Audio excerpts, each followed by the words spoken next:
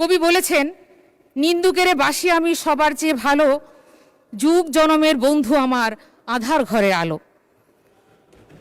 মাননীয় স্পিকার, সমালোচনাকারীরাই কিন্তু সত্যিকার অর্থে প্রকৃত বন্ধু।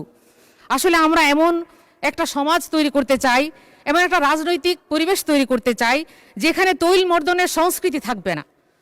আমরা একটা তৈল মর্দনের সংস্কৃতিতে অভ্যস্ত হয়ে গেছি। আমরা শুধু বাহবা পেতে চাই। আমরা রাজনীতি তোষামদি এবং খোসামদিতেই এই রাজনীতির প্রধান নীতি হয়ে দাঁড়িয়েছে। এই অবস্থার যথার্থ রূপ উঠে এসেছে আমাদের প্রিয় কবি নজরুলের কথায়। তিনি বলেছেন, তার উদাহরণ দিয়ে মোসাহেব কবিতায়, সাহেব কহেন চমৎকার সে চমৎকার, মোসাহেব বলে চমৎকার সে হতেই হবে, হুজুরের মতে অমৎকার। সাহেব কহেন কি চমৎকার, বলতেই দাও আহাহা।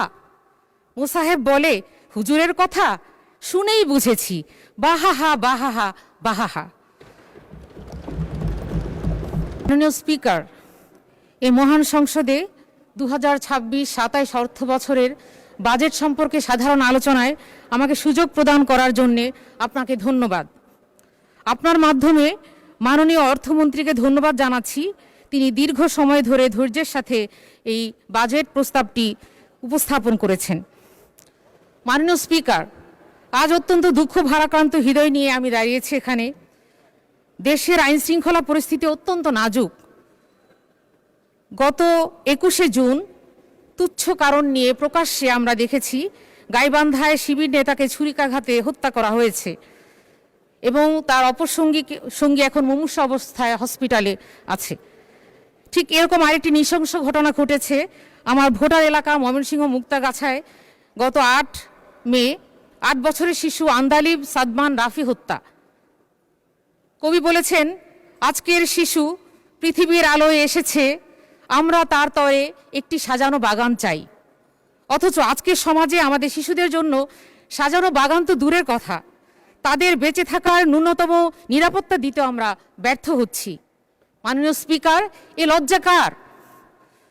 মাননীয় স্পিকার, সেই 8 বছরের শিশু রাফিকে যেইভাবে নির্মমভাবে হত্যা করা হয়েছে, ছোট শিশুটিকে পাখির বাসার লোভ দেখিয়ে তাকে পুকুর পাড়ে নিয়ে যাওয়া হয়েছিল এবং সেখানে তাকে ধাক্কা দিয়ে ফেলে যখন পানিতে ডুবে মারার পরিকল্পনা ছিল, ছেলেটি সাঁতরিয়ে যখন তীরে চলে আসলো, সে অবস্থায় পানিতে নেমে সেই নৃশংস হত্যাকারী তার ঘাড় মোটকে পানির নিচে তাকে ডুবিয়ে দড়ি দিয়ে বেঁধে রেখেছিল একদিন এবং পরে সেফটি ট্যাঙ্কির মধ্যে পলিথিন পেঁচিয়ে সেখানে লুকিয়ে রাখা হয়েছিল।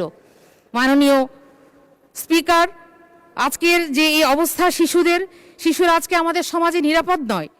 শিশু রাফির এই হত্যাকাণ্ড আমরা শুধুমাত্র নিন্দা জানাচ্ছি না, আমরা এরকম একটি হত্যাকাণ্ডের দ্রুত বিচার আইনে তার শাস্তি দাবি করছি। সংশ্লিষ্ট মাননীয় মন্ত্রী মহোদয়ের কাছে আপনার মাধ্যমে এই দাবি জানাচ্ছি। সেই সাথে এদেশে রাফি, রামিসা, তাহিয়ার মতো আর কোনো নিষ্পাপ শিশু যেন এমন নৃশংস হত্যাকাণ্ডের শিকার না হয় তার জন্য জোর দাবি জানাচ্ছি। এই বাজেটে শিশুদের নিরাপত্তার জন্য আমাদের কি আয়োজন রয়েছে? মাননীয়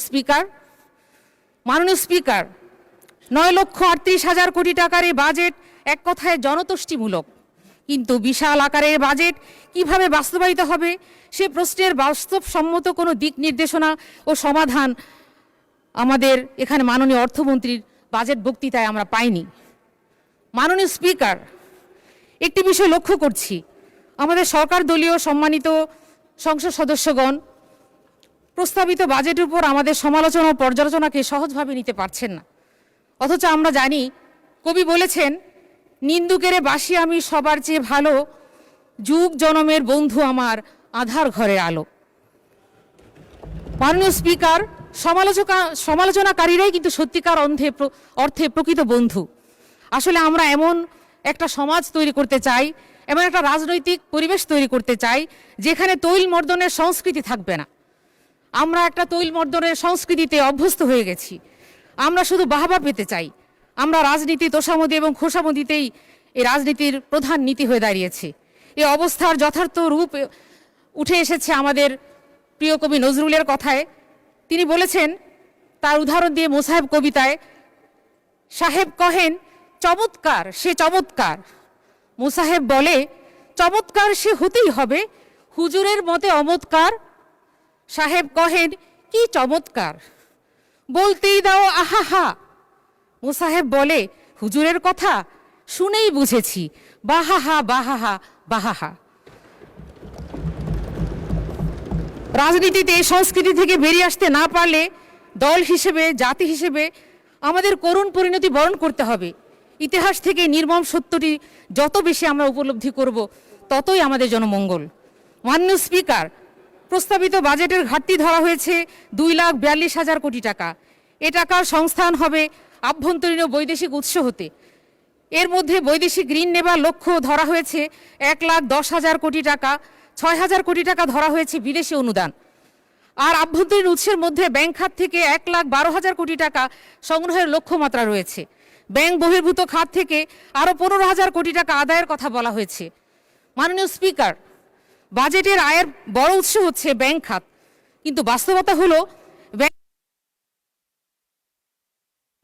ধন্যবাদ মাননীয় সদস্য। আচ্ছা, আপনাকে আর 2 মিনিট সময় দেয়া হলো। ধন্যবাদ। মাননীয় স্পিকার, 3 মিনিট বলার অনুরোধ করছি, আমাকে একটু সময় দিবেন আশা করি। দেশের বৃহৎ ইসলামী ব্যাংক ফ্যাসিবাদের আমলে ডাকাতি করে দখল করা হয়েছে। জনগণের প্রত্যাশা ছিল এ ব্যাংক ডাকাতদের হাত হতে উদ্ধার করে প্রকৃত মালিকদের কাছে ফেরত দেয়া, কিন্তু সরকারের ভূমিকায় জনগণ হতাশ হয়েছে। মূলত টোটাল বাজেটটাই আমার কাছে, এবং আমি মনে করি যারা সচেতন জাতি হিসেবে সবার কাছে উচ্চাভিলাষী হয়েছে। যেখানে গত বছর 23%-এর বেশি কর আদায় হয়নি, সেখানে রাজস্ব আদায় এত বাড়ানো হলো কিসের ভিত্তিতে? ভ্যাটের ক্ষেত্রে কিভাবে প্রোগ্রেসিভ সিস্টেমে আসা যায়, এই বিষয়ে ভেবে দেখা প্রয়োজন আমি মনে করি। মাননীয় স্পিকার, আমরা দেখেছি যে এই বাজেটে দরিদ্র দূরীকরণের জন্য, দারিদ্রতা দূরীকরণের জন্য সরকার ফ্যামিলি কার্ড, কৃষি কার্ড, ভর্তুকিযুক্ত খাদ্য বিতরণ, নগদ সহায়তা, সামাজিক নিরাপত্তা কর্মসূচি চালু করেছে। এসব কর্মসূচি স্বল্পমেয়াদে দরিদ্র মানুষের কষ্ট লাঘব করতে সহায়ক হলেও দীর্ঘমেয়াদে আমরা যেটা সাস্টেইনেবল ডেভেলপমেন্ট বলি, সেটা দারিদ্র দূরীকরণের টেকসই সমাধান নয়। কারণ এগুলো দারিদ্র দূরীকরণের মূল কারণগুলো দূর করতে পারে না। দারিদ্র্যের মূল কারণ হলো বেকারত্ব, কম আয়, উৎপাদনশীলতা অভাব, শিক্ষা ও দক্ষতার ঘাটতি এবং বিনিয়োগের সংকট। ফ্যামিলি কার্ড বা কৃষি কার্ড সাময়িকভাবে কিছু পণ্য বা সুবিধা দিলেও এসব মৌলিক সমস্যার কখনো সমাধান নয়। আমাদের প্রিয় নবী সাল্লাল্লাহু আলাইহি সাল্লাম বলেছেন, নবীর শিক্ষা করো না ভিক্ষা, কাজ করে খাও সবে। মাননীয় স্পিকার, 2026-27 সালের বাজেটের সবচেয়ে বড় চ্যালেঞ্জ অর্থের অভাব নয়, বরং সুশাসনের অভাব এবং রাষ্ট্রীয় প্রতিষ্ঠানসমূহের সীমিত সক্ষমতা। একদিকে উচ্চাভিলাষী উন্নয়ন লক্ষ্য, অন্যদিকে দুর্বল রাজস্ব ভিত্তি। একদিকে ব্যাপক ব্যয়ের পরিকল্পনা, অন্যদিকে সীমিত ব্যয়ের সক্ষমতা। এই বৈপরীত্য দূর করা না গেলে বাজেটের ঘোষিত লক্ষ্যসমূহ কাগজে কলমে আকর্ষণীয় হলেও তা বাস্তবে প্রতিফলন সীমিত হয়ে থাকবে। মাননীয় স্পিকার, আমরা দেখেছি। ধন্যবাদ মাননীয় সদস্য।